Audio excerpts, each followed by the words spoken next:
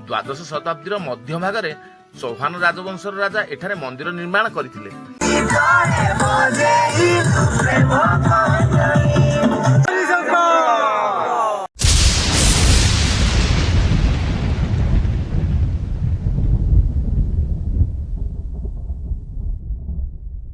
आमे एबे हरिशंकर निकट में पहुंची एबे भीतर को प्रवेश कलु। वन जंगल पहाड़ घेरा अपूर्व परिवेश रे एठी विराजमान करिसंती प्रभु श्री हरिशंकर। शीतुआ सकाळर पहिली किरण रे जागाटी अत्यंत सुंदर देखा जाउछि। प्राकृतिक सौंदर्य भरा ए पीठरे लोकमानंकर समागम ओह अति सुंदर। एबे आमे धीरे धीरे भीतर को जिबा देखिबा।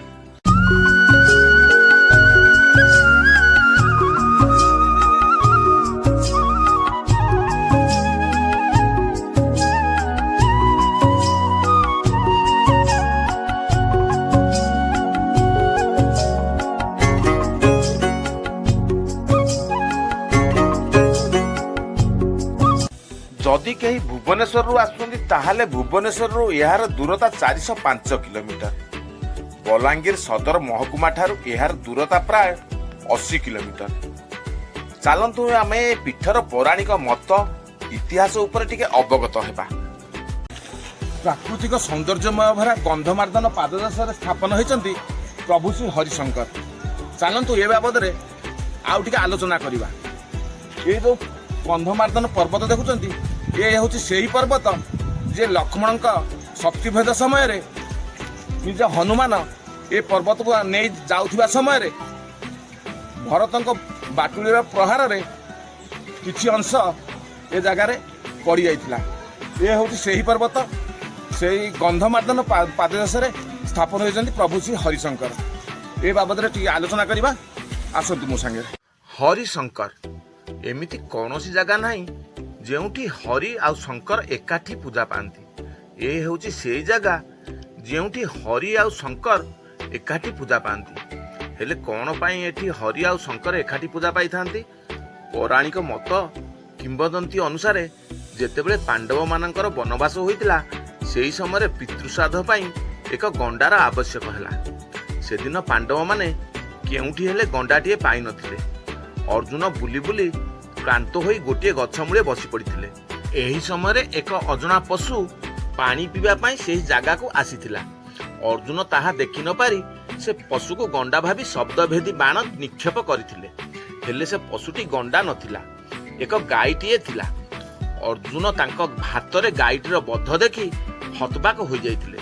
निजको संपूर्ण दोषी भाबी कृष्णक सहित परामर्श करथिले। सेतेबेले कृष्ण कहिथिले न जानी दोष करिथिबा दोष दोष नुहे। हेले अर्जुनक मन बुझी नथिला। तापरे कृष्ण कहिथिले तुमे जदि निजको दोषी बोली भाबुच ताहले एक यज्ञर आयोजन कर। जेउ यज्ञ रे विष्णु आउ शंकरंकर एकाठी उपस्थिति दरकार पड़िला। सेही दिन विष्णु आउ शंकर अर्जुनकर समस्त दोष क्षमा करी गाईटी को पुनर्जन्म देइथिले। सेही स्थान रे हरि आउ शंकर एकाठी आविर्भाव होइथिबारु सेठी हरि आउ शंकर एकाठी पूजा पाइबे बोली कृष्ण अर्जुन को कहिथिले। एही मंदिर को कंध संप्रदाय रे लोके पूजा करंती। यार मध्य एक कहानी रहिछि। वीडियोटी बड़ बड़ होई जिवो, खाली संक्षिप्त रे कहूछि। द्वादश शताब्दी मध्य भाग चौहान राजवंशर राजा एठारे मंदिर निर्माण करथिले। से एवं तांकर पत्नी हरिशंकरंकर बड़ भक्त थिले। सेबेठारु एठारे हरिशंकर पूजा पाई आसुचंती। हरिशंकर ए जो गंधमार्दन पर्वतर पाददेश पूजा पाउछंती। ये होची सेही पर्वत जेउ पर्वत को हनुमान दिने लक्ष्मणकर जड़ीबूटी विशल्यकरणी पाई नै आसिथिले। सेदिन भरत जेउ बाटुली मारिथिले सेदिन सेही बाटुली रे पर्वतर किछि अंश भांगी एठारे पड़ी जाइथिला। ये सेही गंधमार्दन पर्वत एठारे हरि आउ शंकर एकाठी पूजा पाउछंती।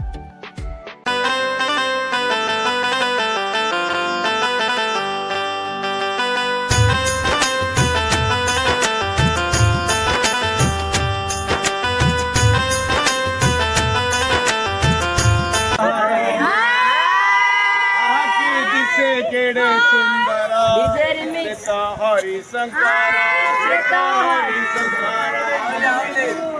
हरि शंकर हरि शंकर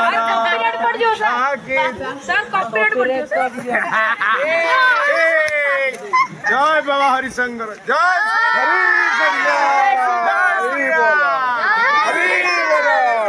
प्रकृतिर ए आनंदमय दृश्य को निजे थरे निज आखिरे न देखिले आपण माने अनुभव करिपारिबे नाही। एठी अविरत बही चलची झरणा। ये झरणा फाणी रे थरे न गाधेले मनरे शांति नाही। एठी झरणार घो घो शब्द रे कान फाटी पडुछि। आउ टिके भीतर दृश्य देखिदबा।